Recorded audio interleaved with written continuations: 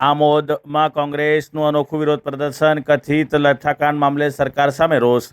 ભરૂચ જિલ્લાના આમોદ શહેર ખાતે આમોદ શહેર અને તાલુકા કોંગ્રેસ સમિતિ દ્વારા ભાવનગરમાં થયેલા કથિત લઠ્ઠાકાંડના વિરોધમાં અનોખું વિરોધ પ્રદર્શન યોજવામાં આવ્યું હતું. વિરોધ પ્રદર્શનની શરૂઆત આમોદ શહેરમાં આવેલી ડોક્ટર બાબા સાહેબ આંબેડકરની પ્રતિમાથી કરવામાં આવી હતી. ત્યારબાદ કોંગ્રેસના આગેવાનો અને કાર્યકર્તાઓ રેલી સ્વરૂપે આમોદ પોલીસ સ્ટેશન પહોંચ્યા હતા. રેલી દરમિયાન કોંગ્રેસના કાર્યકર્તાઓ દ્વારા સરકાર વિરુદ્ધ સૂત્રોચ્ચાર કરી કથિત લઠ્ઠાકાંડ મામલે જવાબદારો સામે કડક કાર્યવાહી કરવાની માંગ કરવામાં આવી હતી. આ વિરોધ પ્રદર્શનમાં આમોદ તાલુકાની વિધવા બહેનો પણ જોડાઈ હતી. વિધવા બહેનોએ કથિત લઠ્ઠાકાંડની ઘટનાને લઈને સરકાર સામે રોષ વ્યક્ત કરી વિરોધ પ્રદર્શન નોંધાવ્યું હતું.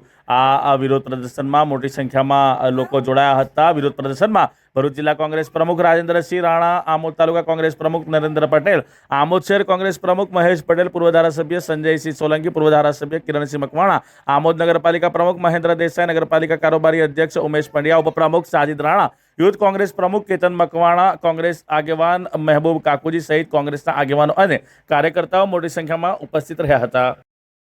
એમ નહીં સાહેબ, ગઈકાલ રાતનું ચાલુ છે, આજે ચાલુ છે દારૂની ભઠ્ઠી. હું પોલીસ, તમે મને જાણ કરી છે, હું પોલીસ મોકલી અને કાર્યવાહી ચોક્કસ કરાવીશ પ્રૂફ સાથે. બીજું સાહેબ, અમારી એક રિક્વેસ્ટ છે કે વિધવા બહેનો પણ અમારી સાથે આવેલી છે, જે દારૂનો ભોગ બનેલી છે, આજે નિસહાય થઈ ગઈ છે. એમના આજે ગુજરાન ચલાવવાના ફાંફા પડી ગયા છે. એકમાત્ર દારૂના કારણે આ બધું થયેલું છે. એ આજે પણ આ તમારી સમક્ષ ગુજરી ગયા છે, આજે બેઘર થઈ ગયા છે મહિલાઓ. એ બધી મહિલાઓની રજૂઆત સાથે અહીંયા બધી મહિલાઓ અમે આમાં એક્શન લઈશું. તમે ગામે 800 વિધવા છે, કાલે લગ્ન કરીને યુવા ધન વેરફાઈ જાય, શું કરીશ? ચોક્કસ. પણ છોકરાઓ દારૂ પીવે સાહેબ. માં બિચારી કામ કરીને આવે, જમવાનું બનાવે, એ ખાવાનું પણ એમના પેટમાં નથી પડતું. એ છોકરાઓ દારૂ પીને ફેંકી દે છે. ગુજરાતમાં જ્યારથી ભારતીય જનતા પાર્ટીની સરકાર છે, સામાન્ય માણસ માટે જીવન દુષ્કર બની ગયેલું છે. આજે મોંઘવારી જુઓ, તમે ડુંગળી જુઓ, ખાંડ જુઓ, તેલ જુઓ. સામાન્ય માણસ 500 રૂપિયા રોજીરોટી કમાયેલો માણસ સાંજે જીવી શકે, ખાઈ શું શકે, એ બહુ મોટો પ્રશ્ન ઊભો થઈ ગયેલો છે. મોંઘવારીએ મજા મૂકી છે. સાથે સાથે લઠ્ઠાકાંડ હમણાં જ ભાવનગરમાં બન્યો. તમે જોયું હશે કે એક બોટલમાંથી 250 બોટલ બની. 120 બોટલ પોલીસને બરામદથી, 130 બોટલ હજુ મળી નથી.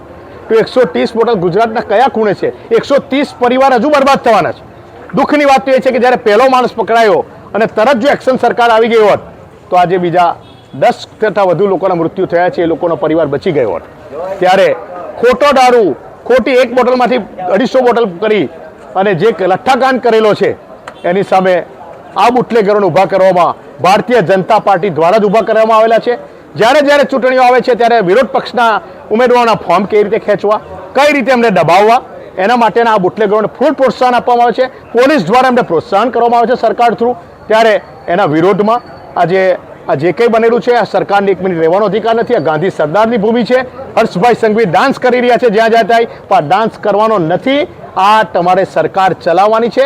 આ ભોપાભાઈની સરકાર 2027માં ઘેર જવાની છે અને જવાની છે. દારૂબંધી શક્ય છે ખરી? આવેદનપત્ર આપ્યા પછી આવેદનથી દારૂબંધી શક્ય નહીં થાય. અધિકારીઓનો અમલ કેટલો કરે છે, કારણ કે અધિકારીનો બી પરિવાર છે, કુદરત બી જોઈ રહેલી છે, પ્રજા જાગૃત થઈ ગયેલી છે ને અધિકારી બી શાનમાં, પોલીસ અધિકારી સમજી ગયા છે કે 2027માં લોકો ઘેર જવાના છે. અમને બી ઇન્ફોર્મેશન મળે છે પોલીસમાંથી, એટલે આ બી સમજી ગયા છે કે 2027માં વાસ્તે ગાસ્તે જવાના છે.